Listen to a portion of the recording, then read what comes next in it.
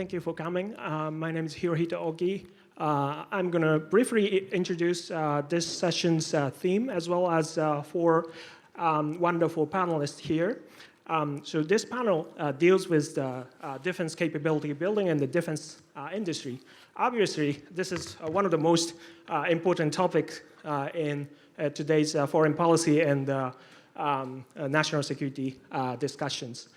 So the states in the Indo-Pacific and also in Europe are now struggling to enhance their own defense capabilities, but for middle powers like Japan, there has been always a stark dilemma and trade-off between strategic autonomy and reliance on superpowers defense capability, that is the US capabilities.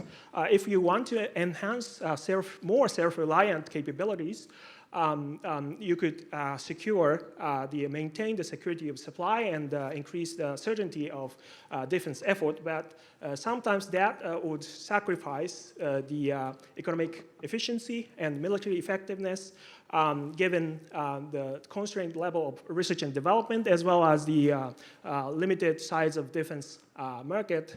But then if you primarily focus on the rely on foreign sources, that would certainly increase economic efficiency and military effectiveness, but at the same time, that would risk the security of supply during wartime, and there would be some uncertainty about the national defense effort. But then we have now simultaneous rising of regional threats and concern for the conflict in Europe and in the Pacific and also in the Middle East, and there's a growing demand for defense demand. With this excess dilemma for middle powers could be complicated because we need more advanced weapons, but we need larger quantity of material and equipment. So how could we deal with this very difficult challenge? So this is the theme of today's session. We have kind of a very ideal construct of the panelists, which can provide a variety of views about today's topic. So I'm going to ask basically the three questions to each of the panelists. In the first round, the panelists will speak within 5 minutes each. The first question, I'd like to start with Director Iba. That is the focus of the country's defense industrial policy.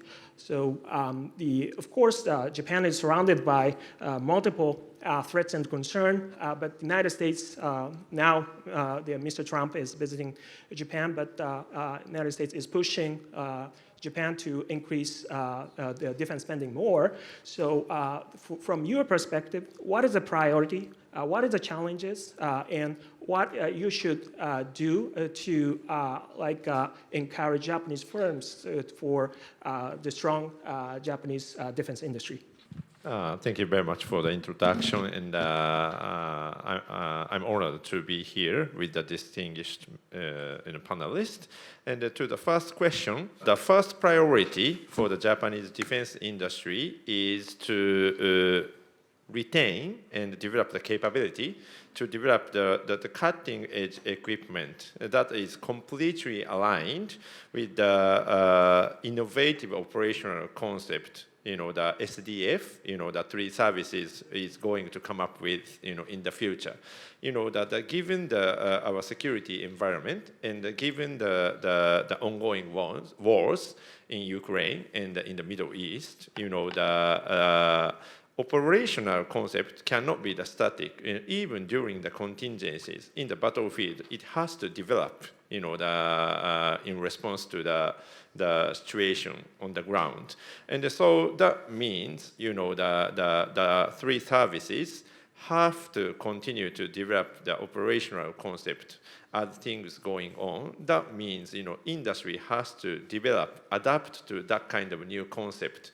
And so that kind of, the agile the defense industry is required for the future. That's the first point. And the second point is that, after the COVID pandemic and also the Ukraine war and the Middle Eastern wars, those situations shows that, the capability to continue to fight, not for just the days, but for the months or even for years, is critical for the security of our country for the future. So, our investment in the past tended to focus on, the developing the equipment and just maintaining those equipment in a peacetime situation. Of course, because we are the Ministry of Defense, we have been thinking about how we are going to respond to the contingency situation, but we didn't have sufficient attention to the increasing the production and maintaining under the contingency situations. And so we have to focus our attention on that kind of areas, especially about munitions and also the one-way attack drones, UAVs, UUVs, and the USVs, that we have to continue to produce those equipment and also sustain those equipment under the contingencies. And so, that we have to develop that kind of, the capacity and the industrial base for the future. Thank you. Thank you so much, Mr. Iba. Really, the starting point is to clarify the operational concept of the three services. Without that, defense firms have no direction, no knowledge where to proceed, where to advance. So that is somewhat, from my perspective, in last 50 years lacking in the defense industrial policy, because defense industrial policy has to sustain the operational concept and the defense power itself. So that is a really important point. I'd like to move on to Professor Peck. What is Korea's defense industrial strategy? Because Korea has been really exposed to North Korea's threat for a really long time, and nowadays it has a very complex relationship with rising Chinese military threat. The Korean defense industry, but is very much proactive and aggressive, especially toward defense export. So, what is your view? I'd like to hear your view. Sure. South Korea's defense industry has been soaring, skyrocketing these days. The development, we call it South Korea's defense industrial expansion in many senses. But the bottom line in South Korea is taking care of South Korea's security first. That's the most important part. And South Korea's defense industrial policy, as Oki-san said, it's a pretty sophisticated and complicated, but it has a lot of weakness at the same time. The bottom line, the basic approach from the South Korea's defense industry, say South Korea's defense industrial strategy is two-layered. Number one is the strength, and number two is the weakness, complementing weakness. Number one is the ground, the weapon system, for example, the main battle tank and capable of the howitzers, and then other ammunitions and everything. It's a pretty, damn good. And then they are very capable of producing an MROs in this ground weapon system, which is required by the Korean Army. But in the second is this submarines and then the surface ships, the naval weapon system, also pretty good. And then South Korean, the Navy are quite satisfied in what they can get from the defense industries in South Korea, except of course the nuclear engine submarine and SSN and SSBN. This is the part for South Korean Navy is to complement in the future. But Jangbogo class and KSS 3 and batch 2, it's 3,600 ton. The class submersible ships are pretty good. But the most important weakness, the critical weakness, is the Air Force and the aerospace in general.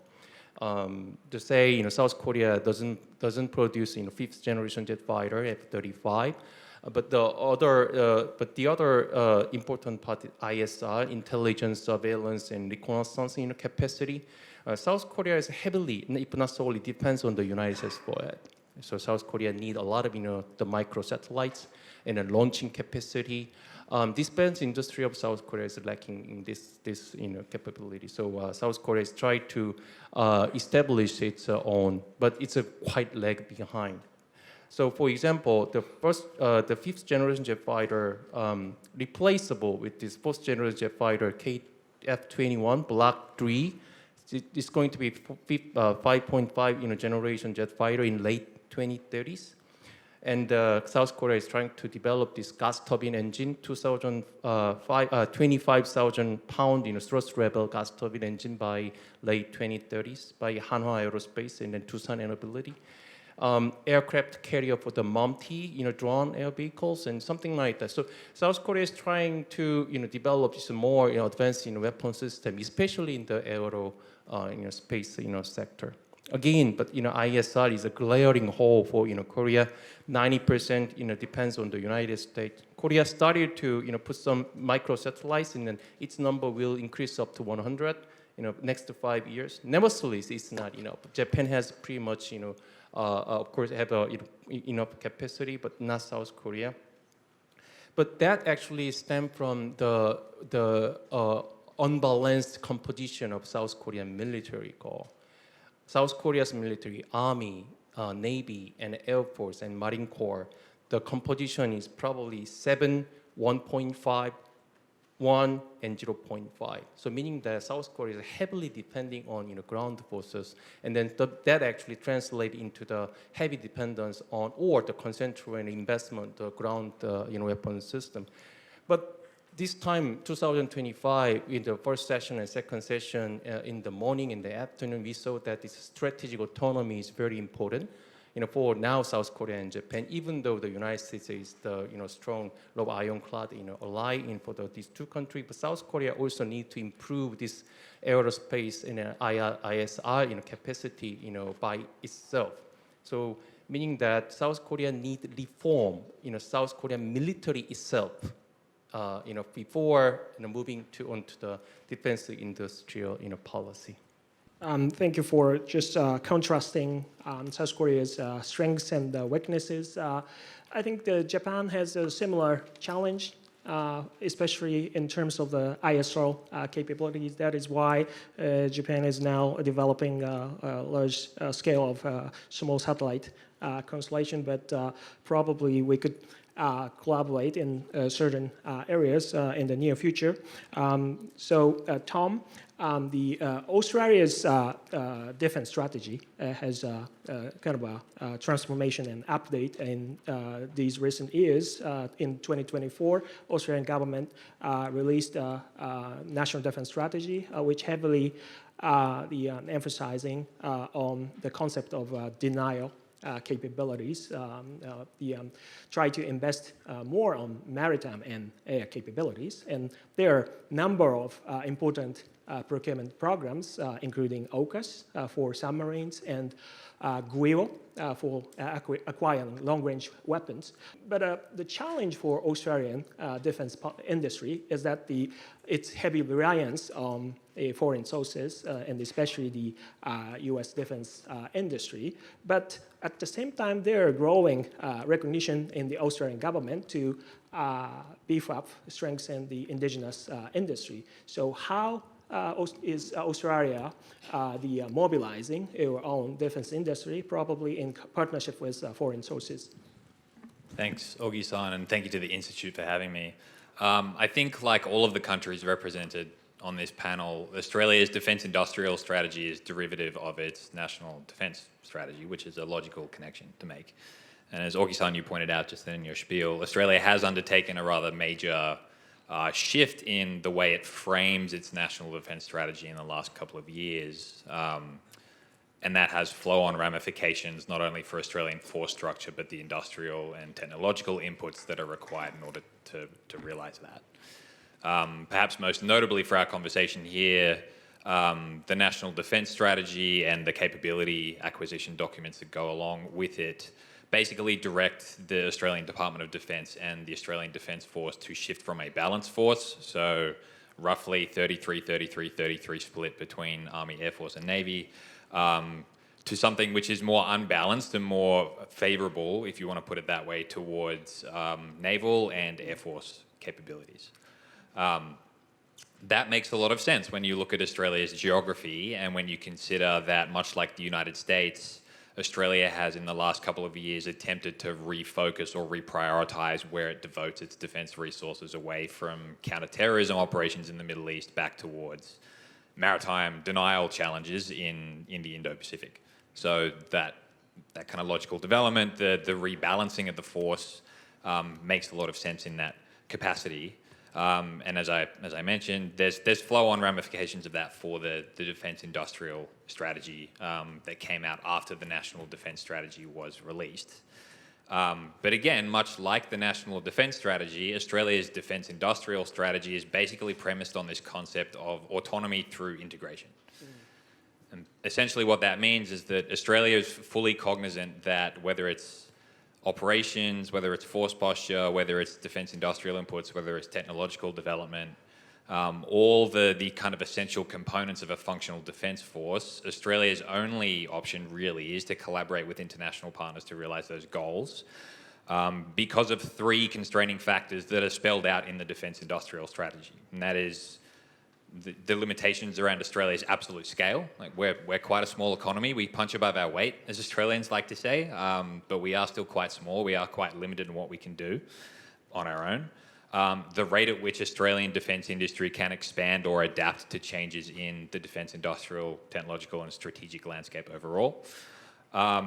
And then, the acknowledgement that because of those two factors, thirdly, Australia cannot do any of the things that it needs to do as set out in the strategic documents by itself. That's most obvious in an agreement like AUKUS, which is premised on, depending on whether it's an American or an Australian speaking, the sale or the transfer of nuclear-powered submarines to Australia sometime beginning in the 2030s. But it's not just an arms sale. There are obviously important defence industrial ecosystemic development goals there as well. So it's not only about getting the submarines, it's about training the Australian workforce up in order to be able to maintain both Australian and American nuclear-powered submarines from Australian bases, to co-develop, ideally, the technologies that go on those submarines and in other advanced capabilities developed through AUKUS. Part of that is also upskilling Australia's defence technological ecosystem to be able to make more valuable contributions to a collective defence enterprise like AUKUS. I think traditionally Australia has very much been a technological taker when it comes to the defence industrial landscape. But if Australia is to contribute to AUKUS in what I believe is the spirit of AUKUS, which is a co-development initiative rather than simply a superhighway for American foreign military sales to Australia. Australia needs to be prepared to contribute to that as well. And so there are probably, just to finish these opening remarks, maybe 4 key things that I think Australian defence industry needs to think about when it's thinking about how to contribute to that collective defence enterprise. The first overall is kind of industrial literacy, not only about the strategic environment, but about what the requirements of working with the United States, but also increasingly Japan and South Korea are. There's the industrial security uplift that is required. There were a whole bunch of defence export control reforms that occurred in the last 2 years, I would say, that aim to harmonise, the US ITAR, Australian defence trade controls, and those of the UK in a manner to kind of create like an AUKUS bubble for defence trade and exchange to happen in. But there are other components to that. There's cybersecurity, there's security clearances, there's information sharing, what have you. The third thing would be mobilising private capital for defence. As I said, Australia is a small country. It has a rather small economy. And again, if we want to do more than simply receive advanced technology from other countries, we need to be able to fund the development of technology ourselves. And then the fourth would be overall industrial domain awareness. So, I mean, the basic summary of that is, does Australia even know what it has to offer? And that's something that has been coming to the fore as AUKUS has started to gain steam. Australia knows some areas where it has kind of niche advanced capability advantages to offer, but we by no means do we know where everything is.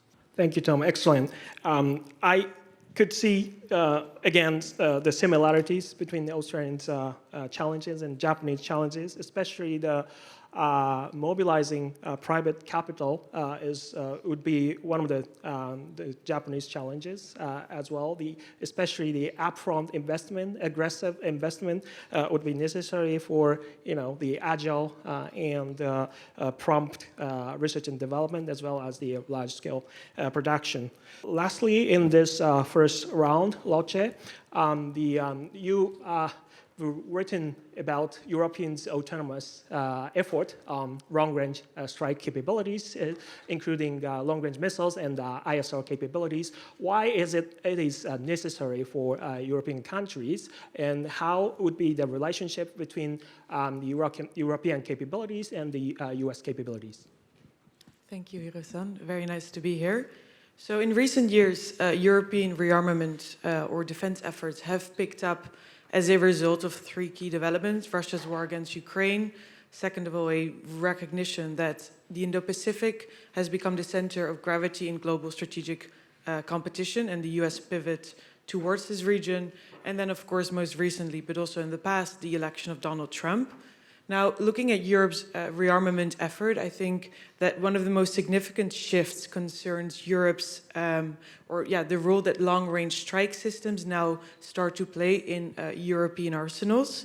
So with Russia exploiting advantages in asymmetric capabilities, and Washington pressing more and more and more for European allies, or all allies, to take primary responsibility for conventional deterrence and defense, we see that a growing number of European allies are starting to invest in or exploring options to invest in long-range strike capabilities.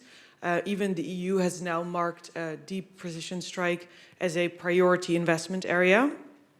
However, fielding these weapons at scale and on time poses some serious challenges, because since the end of the Cold War, defense firms such as MBDA have designed and produced munitions such as Storm Shadows in small batches before closing down production lines and moving on to future designs in order to maintain competitiveness. And as a result of that policy, now certain parts of production lines actually had to be redesigned for production lines to be reopened. And then also Europeans lag behind in certain key capability or key technologies, for instance, turbofan engines that are necessary for extended range, which explains why certain capabilities, such as German Taurus missiles, rely on US technologies in this area. To plug certain gaps like these, it will probably take a couple of years. Now, of course, it's still working, sorry. So, of course, there's a lot of stuff going on. Things are moving. The German government has just announced to invest 2.3 billion euros in the modernization of its Taurus cruise missile. And since about a year ago, a group of European countries, about 8 key players such as France, the UK, Germany, the Netherlands, Poland, and a couple more, are now coming together to develop a ground-launched cruise missile, extended range, long range. But again, tangible outputs are not expected on the short or even medium term. So they talk more about decades.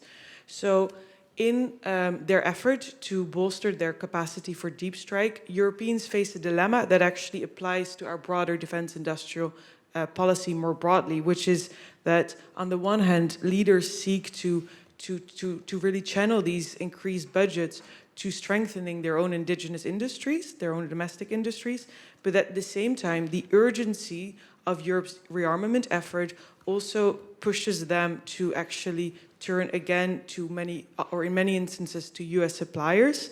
I think recent shifts in Dutch procurement policy actually demonstrate this tension quite well. So the Netherlands is traditionally one of the most transatlantic European allies, and recently The Hague abandoned its policy of best value for money, its procurement policy of best value for money, to to prioritize time in the region and preferably Dutch or European. However, in practice, the pressure to deliver fast leads to the Hague still turning often, or in a lot of cases, to US systems. So we see this tendency to buy non-European for the need to procure efficiently. We see that also at the eastern flank, where Poland has recently turned to South Korea for quite a few equipment. Now, for Europe's missile industry to scale up, several steps are essential. So first of all, we need large multi-year contracts to provide financial stability and attract private capital to fund industrial expansion. However, we see now that it still often takes too long for money to actually make it into contracts. I've heard stories that it can actually take up to 4 years for certification and bureaucracy to clear up. And then it's also still quite uncommon in Europe to actually invest publicly in production facilities, which helps, of course, reduce financial risks for manufacturers. So absent a timely expansion in European capacity, many governments will probably continue to resort to US-supplied off-the-shelf long-range systems such as Tomahawks or JASSM-ER, while they are insisting on greater self-reliance on the long term. I'll leave it there. Thank you, Lotte. You slightly mentioned about the relatively smaller magazine depths of indigenous missile, and the current war in Ukraine has demonstrated that mass expendable cheap weapons matter more, or matters in addition to large state-of-the-art advanced platforms like warships and fighter jets. So the combination between them would be important. But surely there's a really interesting move in Europe in terms of the creating new defense ecosystem, especially by partnering between European countries and Ukrainian defense startups in co-production of cheap drones. So let's move on to the second round about this new defense ecosystem, starting with Lotte. Could you elaborate about European countries' effort to partner with Ukrainian new defense firms, especially the co-production of cheap drones? Yes, for sure. So indeed, the war in Ukraine has really shown how unprepared the European defense industrial base was for large-scale, high-intensity conflicts. So from the 1990 onwards, Europeans optimized for fewer, more precise and high-end systems while neglecting often low and medium-tech solutions. So as a result, redundant production sites often were closed, and low-segment industries such as artillery shells often disappeared. Now, the massive use of drones and ammunition in Ukraine really shows the limits of this approach to our defense industries. And now we see that national governments, the EU and NATO are all trying to rewire this ecosystem through regulatory changes, financial incentives, technology accelerators, and regional clusters to again make Europe's defense industry fit for attritional warfare. So there's a few steps they are undertaken, and I will also get then to the collaboration with Ukraine on drones.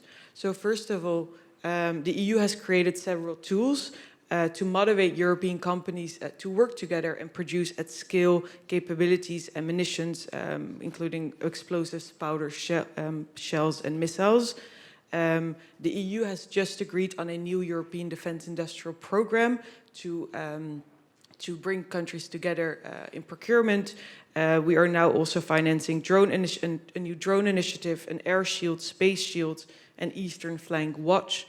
There's also this new defense loan scheme created by the Commission that allows countries to borrow from the Commission at advantageous interest rates. Now, second of all, there's also greater dialogue going on between governments and industries. So NATO's Industrial Advisory Group is being brought into conversations with allies, and various governments are concluding strategic partnerships with key defense firms. Then, as I already mentioned before, governments are trying to conclude these multi-annual contracts, and Rheinmetall is a good example. It recently concluded this multi-annual framework contract with Ukraine, but also bringing in countries such as Estonia, Denmark, and the Netherlands. Then there's also this recognition that our industry needs new entrants, and several governments are therefore relaxing regulations and building basic infrastructure for their companies. So Estonia's government handles permitting and utilities for a new manufacturing site. And then indeed, we need to start thinking of how to integrate Ukrainian know-how into our defense industrial base.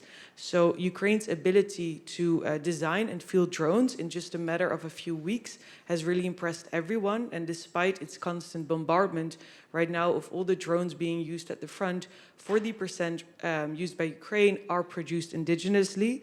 And Europe can really benefit from Ukrainian performance data, co-production, and technology exchange. And various efforts are underway. So Denmark and Ukraine are now co-producing on Danish territory. And there's also this new EU-Ukraine drone alliance. However, I also want to add that we need to be clear-eyed about the limits.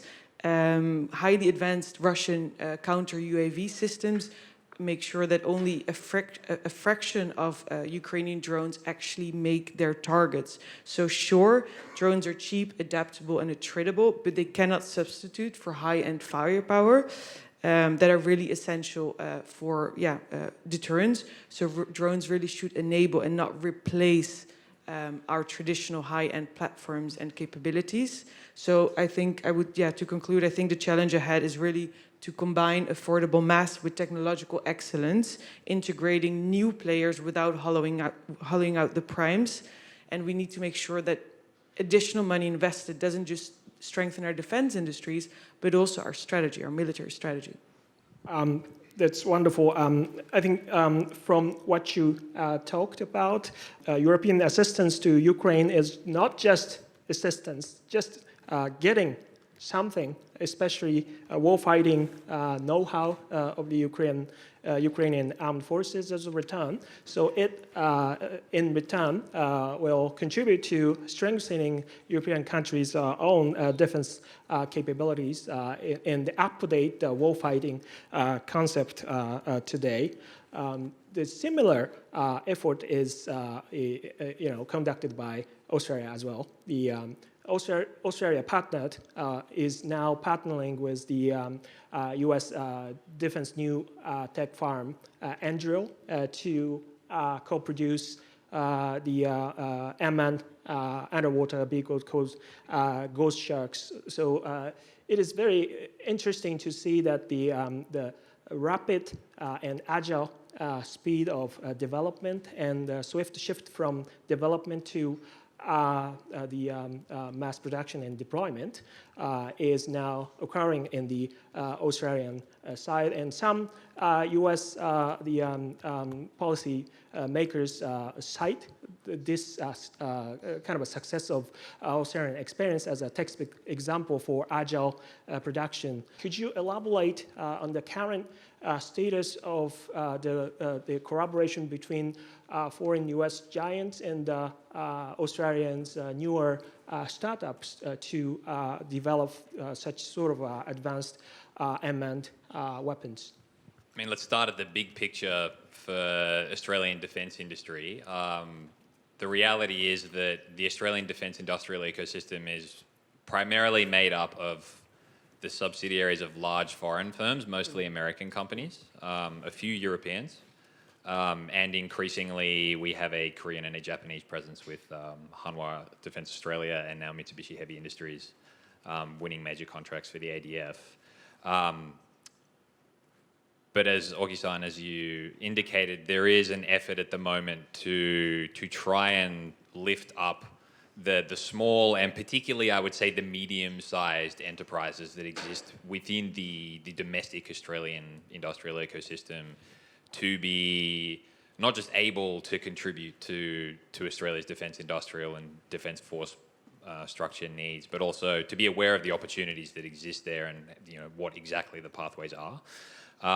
The collaboration with Anduril on Ghost Shark, it's kind of a marriage of convenience, I think, for both sides. Australia needed to demonstrate not only that it could work with industry to contribute something that would potentially be relevant to a project like AUKUS through the development of unmanned systems that could potentially work with nuclear-powered submarines, both with the Australian Defence Force and the US Defence Force, but also to show the Australian defence industry that the Australian government was capable of working quickly with a company that was bringing a new, novel and innovative idea to move from contract to kind of boots on the ground, or drones in the water, however you want to frame it, on a quick timeline.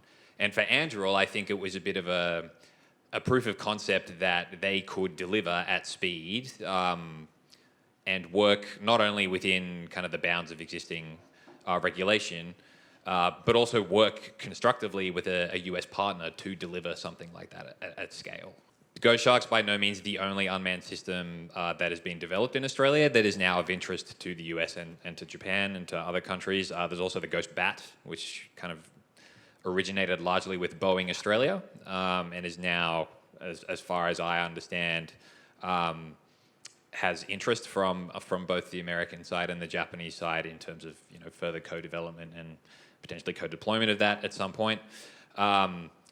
But if you look at some of the specific activities that are happening under the auspices of AUKUS, there are also a large range of unmanned systems companies that originate entirely in Australia, particularly small companies, and particularly in areas like unmanned surface vessels and undersea uncrewed systems, that actually have something cutting edge and new and disruptive in terms of military operations and force structure to offer not only to the Australian Defence Force, but to a wider defence enterprise with the United States, Japan, Korea, what have you. It's really, again, as I alluded to in my opening remarks, a matter of ensuring that those companies know where the opportunities are, that they have the money to upscale, and particularly in the context of AUKUS, because of because of its geopolitical profile, but also because of the nature of the technologies that we're collaborating on and that we're sharing, that they have the means to protect those technologies and to share them safely in place. And that, again, as I said in my opening remarks, I think that is a major point of debate in the Australian ecosystem at the moment, but also between Australia and the United States as to how to lift the overall industrial security capacity of the Australian defence industrial ecosystem to be a reliable collaborator and to be able to withstand kind of what will undoubtedly be a concerted campaign of industrial espionage once it becomes clear that Australia is actually delivering disruptive capabilities to a collective defence enterprise. Thank you so much. That's very informative. Oil. South Korea also has a number of projects to invest more in advanced emerging technologies. The interesting project is a 100 Defense Innovation fund, which invests in small startups and SMEs to develop emerging technologies. Could you explain or analyze the South Korea's, the strengths of defense innovation and also some constraints, limits, or challenges for its defense industrial capacity? Basically, South Korea defense industry ecosystem needs its own versions, Anduril and Shield AI and Helsing. But however, the defense industry ecosystem of South Korea is pretty much, big boys oriented. I mean, big enterprises oriented on preventing the smaller and agile startups from entering the market itself. It is because, Korean defense industrial ecosystem became very rigid and conservative for last 6 decades. Again, Korea's defense industrial expansion, exporting is just a very recent phenomenon. Last a few years, it's skyrocketing. Before it was just like 2010, 2015, 1 billion, 2 billion, 3 billion. So that means export is very profitable. But before, those big companies endured a very low margin, to just survive from with Korean government contracts. So those companies are more like occupies this ecosystem, not to allow those small, medium-sized enterprise enter. Of course, there are first vendors and then second vendors, but new, very innovative, creative, AI-oriented, multi-oriented, startups are very, very hard to find, to be honest with you, even though Ogi-san actually kindly introduced South Korean government to promote these innovative startups in the defense industrial sector. But in fact, that's not the case. So it's more like Lockheed Martin, Boeing, and Harris, and General Atomics. Those companies are providing, those new technology, innovative weapons. But at the same time, the United States allow those, the faster procurement process. I don't exactly remember the name, but for allowing this, Andurils and Palantir and then Shield AI to enter the market, and then just experiment and fail. But if they're successful, then they can do more. So it's an interesting thing is, multi-type of technology, and then like the Lockheed Martin's, Skunk Works, Hanwha Aerospace, and then LIG Next One, and Hyundai Rotem, and those companies, even those ammunition company producers, Pungsan, they heavily invest in this type of technologies, not to allow those startups from the entering. And then moreover, there's Andurils and the Shield AI is already probably not healthy, enter the South Korean market, have the partnership and collaboration with Hyundai Rotem and Hanwha Aerospace, and then LIG Next One. So meaning that actually suffocates the South Korean military technology-oriented startups from the emerging. That's how it works in South Korea so far. But the Korean government, the new Korean government, it's the Lee Jae-myung government. They are very AI, artificial-oriented technology. The government is more like what they're saying is AI is going to panacea, for everything. But not the defense sector is not an exception. But artificial intelligence, it's going to be, and of course, artificial intelligence and robotics. Basically, many people just say, multi, type of technology. It's on the rise, and the South Korean government heavily invest in the R&D, and then recently form a special R&D unit in the ADD. That's the heart of the South Korean defense industrial technologies. So it's a good the step forward, but I don't see startups is going to be a really major factor and a player in the Korean defense industry ecosystem anytime soon, unfortunately. Thank you so much. Like South Korea, Japan's defense industry has been really static for a long time, occupied by major oligopolic companies. So Mr. Iba-san, what should be the future defense industrial structure in Japan? So in general. I personally believe that the creating the new defense ecosystem is critical in order to maintain the health of the Japanese defense industries. And so in order to achieve that, I would like to mention 3 challenges.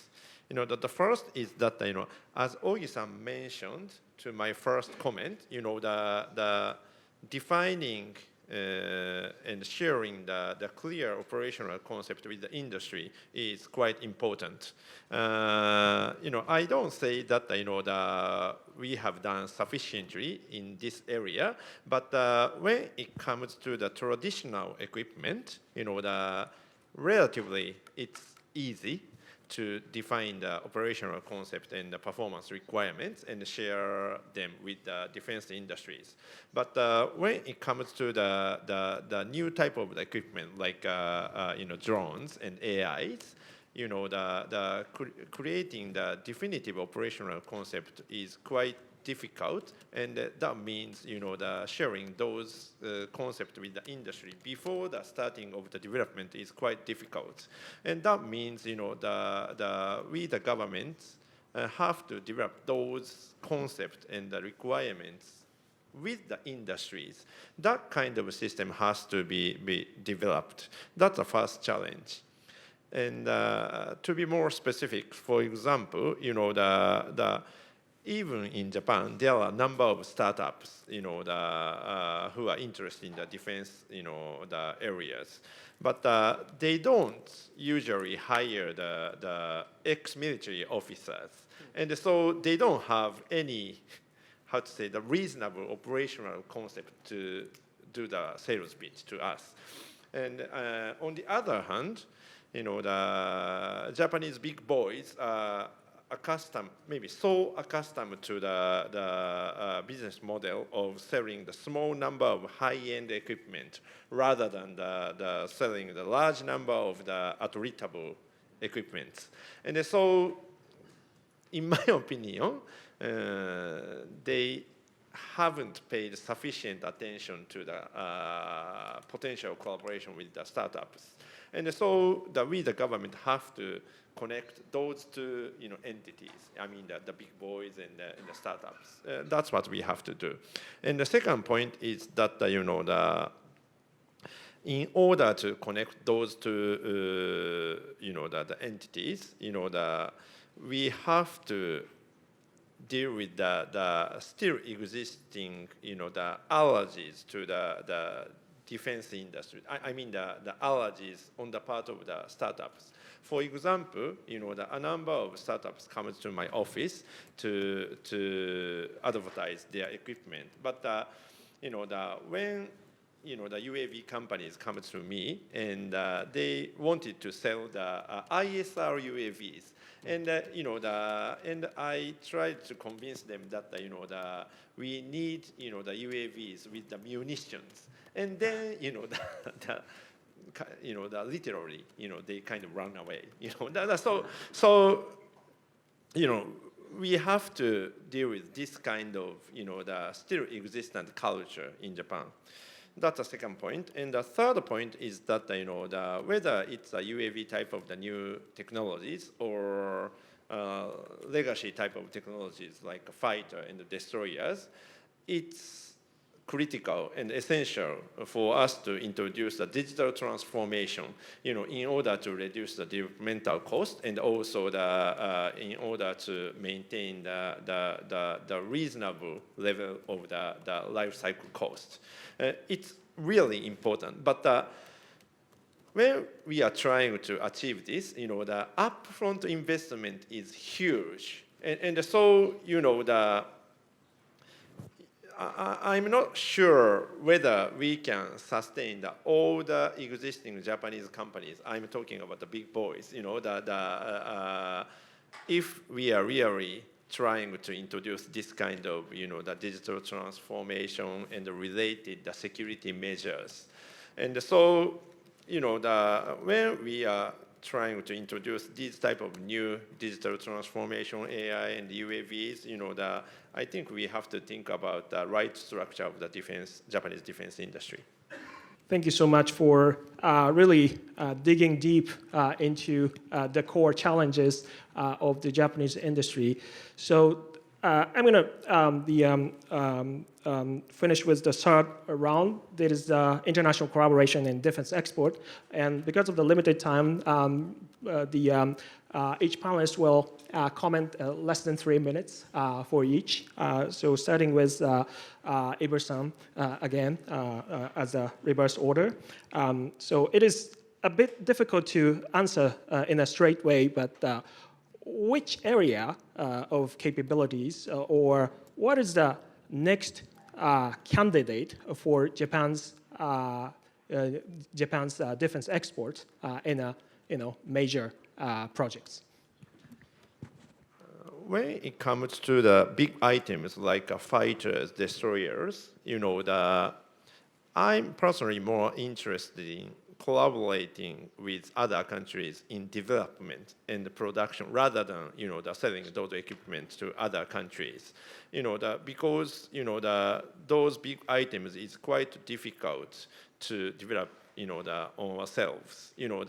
First, we need many kinds of cutting-edge technologies, which is quite difficult for one country to retain, and also developing the fighters cost the billions of dollars, and so even with the increased Japanese defense budget, the developing all those big items alone is, the unrealistic. And so, the collaboration with other countries in development is quite important.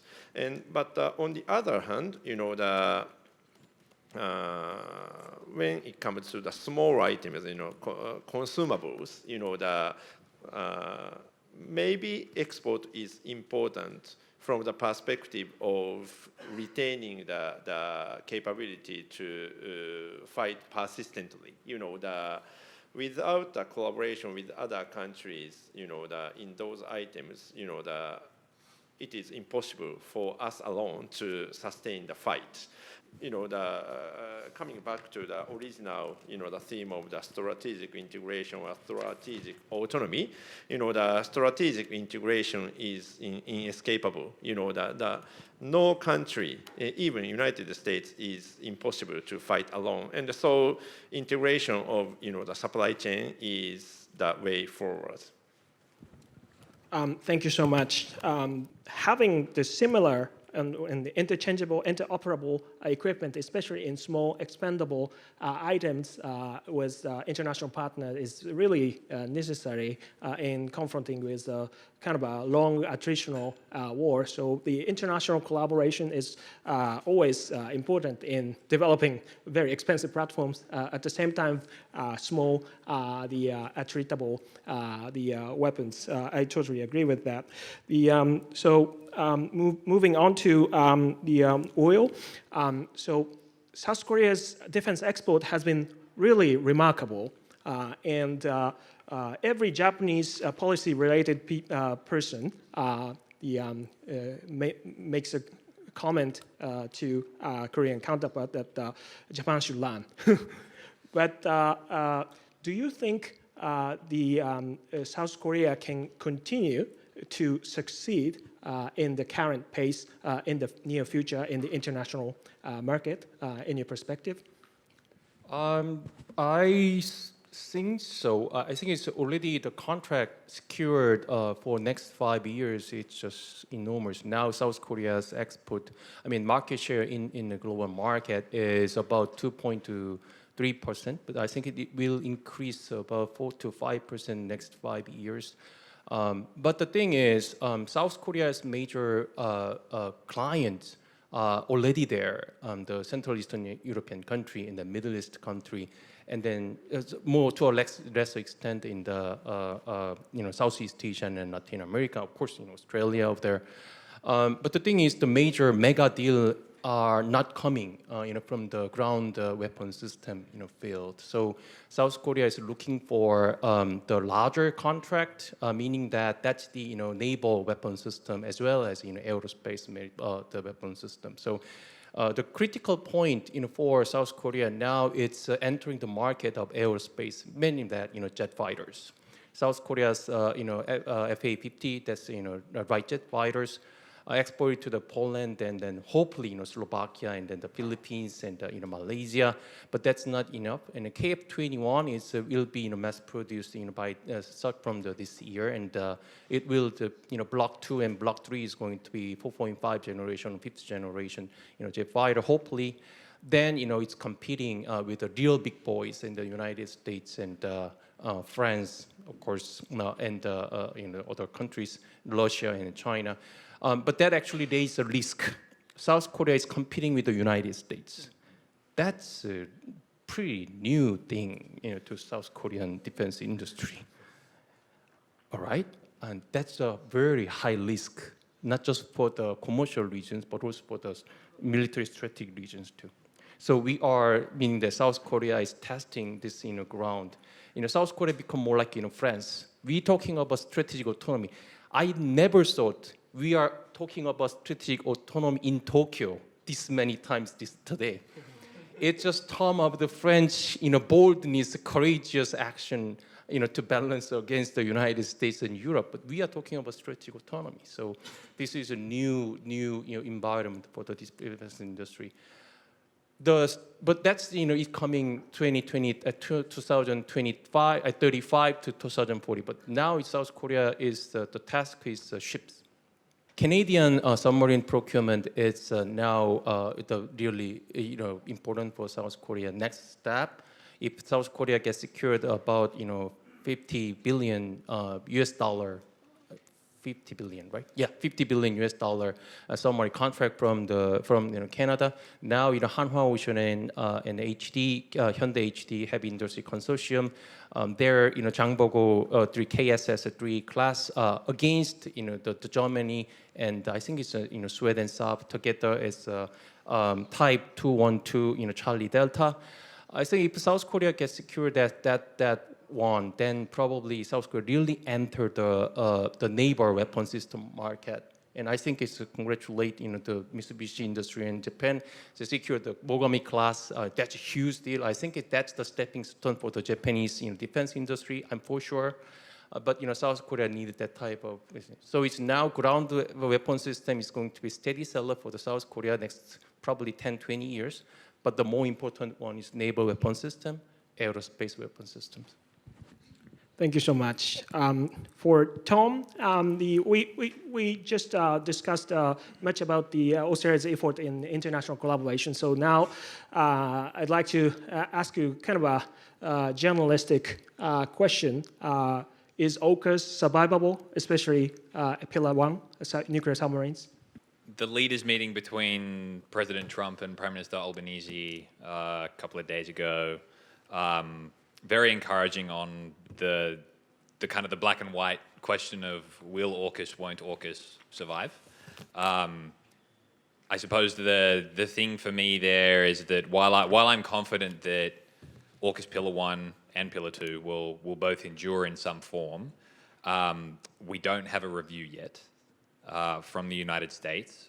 My sense is that the Australian and British teams looking after AUKUS don't really know what the quote-unquote ambiguities that John Phelan was referring to.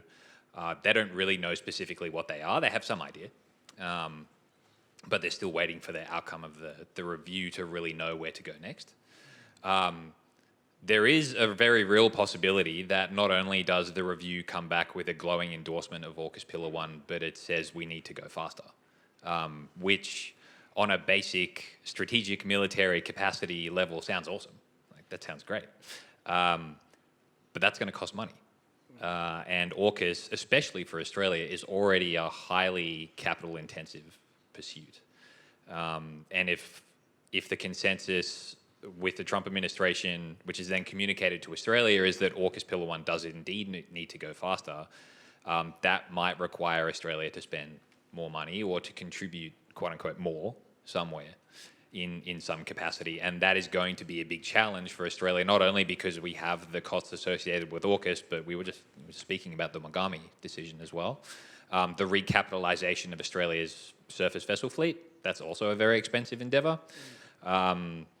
Then, there's a whole range of priorities listed in the Defense Industrial Development Strategy, but just to kind of call out a couple that are going to cost money. There's the shipbuilding enterprise, of course. There's the development integration of autonomous systems. Yes, they're cheaper than a lot of high-end kind of manned systems that we've had to date, but still costs money. And then there's the kind of the development of a sovereign guided weapons enterprise in Australia, not only to produce the kind of the quote-unquote dumb components or to do final assembly, but also to contribute the high technology components of that. So when you consider that overall, AUKUS, I think, will endure and will continue to drive Australia's defence industrial revolution, if you'd like to call it that. But we don't know where it's going to go. And yeah, as I said, there may be a higher price tag associated with that. And I think Australia has to be ready for that to be the outcome. Thank you so much. Lastly, I'd like to launch about opportunities and possibilities of cross-regional cooperation, because there are not so many variations of collaboration in a kind of a liberal democratic camp surrounded by authoritarian states. So if there's a good opportunity for collaboration between the Indo-Pacific region and Europe, that the opportunity should be exploited instantaneously. So in your view, what are the opportunities, and probably there are some challenges of such cross-regional cooperation in defense and security areas? Yeah, so for this round, I would actually like to elaborate on this cross-theater ecosystem construct that we have been exploring and developing at CSDS, and it really deals with the question of how Europe and the Indo-Pacific can strengthen cooperation while also respecting regional prioritization and strengthening deterrence across the two theaters. And we argue actually that intensifying cooperation is possible because the nature of the threats that are facing both theaters is actually remarkably similar. Of course, geography is different, adversaries are different, but in both regions, US allies are facing these nuclear-armed adversaries that are trying to restrict US access into their respective regions and establish local escalation dominance over US allies. And countries in both Europe and the Indo-Pacific are therefore investing in strike capabilities, air and missile defense, unmanned systems, as we all mentioned, to counter these adversary A2AD bubbles and systems. And this shared orientation actually creates potential for synergies in capability development, industrial production, and technological cooperation. So this is where the idea of a cross-theater ecosystem comes in, which would be a network of shared concepts, doctrines, capabilities, technologies, and standards to actually create efficiencies in cost, scale, and speed of delivery. And it would really allow allies to focus on stockpiling munitions, investing in robust defense industrial bases, and maximizing output in priority areas, and really also make respective regions also fit for attritional high-end warfare. So first of all, the operational and doctrinal dimensions of NATO IP4 cooperation could be strengthened to actually highlight trade-offs in the availability of US resources. So really the idea would be and to enhance mutual learning and operational planning, and to allow for joint capability development. So especially to reduce reliance on, for instance, US enablers. Then, second of all, NATO and IP4 countries could strengthen the sharing, or could increase the sharing of technological information and technical specifications. So, for instance, we could promote NATO standards to ensure greater interoperability between the two regions, so that in scenarios of high-end warfare, respective regions could draw on each other's stocks. And therewith also strengthen deterrence again. So the idea really is to mass produce these critical capabilities, such as precision-guided munitions, that are then redeployable. And this is stuff that's already been talked about, so I will rush a bit through it, but then there's also potential for joint research on emerging technologies, such as AI, missile defense, or space-based surveillance, to create a cross-regional network of innovation. So this would demonstrate that the strengthening of regional security architectures in Europe and Asia don't really have to occur in isolation, but can reinforce each other through complementarity. And then, of course, the potential for joint ventures and co-development programs. I think cooperation between some European countries and South Korea has really shown that this way Europeans can gain, could tap into regional efficiencies when it comes to technology production and supply chain management, while Indo-Pacific countries would gain would gain entrance into the European market. Of course, there are quite some challenges as well, including legal barriers in the European market, and also fragmentation within institutional fragmentation between EU and NATO tracks, which make the European market really hard to navigate. But things are certainly moving, and I think that recent contracts between South Korea and Poland really show that localization and technology transfer could really be the way forward. So if leveraged effectively, this cross-theater ecosystem construct could really help allies mitigate this simultaneity problem of limited US resources for large-scale contingencies in the two theaters potentially happening at the same time. And it would actually also really allow allies to stay regionally focused while also improving cooperation between the two regions. Right, thank you so much. I think we made a kind of a instantaneous comparative studies of the different industry across the region, which is actually the topic of my previous research report published by this institute. But time is nearly up. Before closing, please give a big hand to the four really distinguished panelists at this panel. Thank you so much.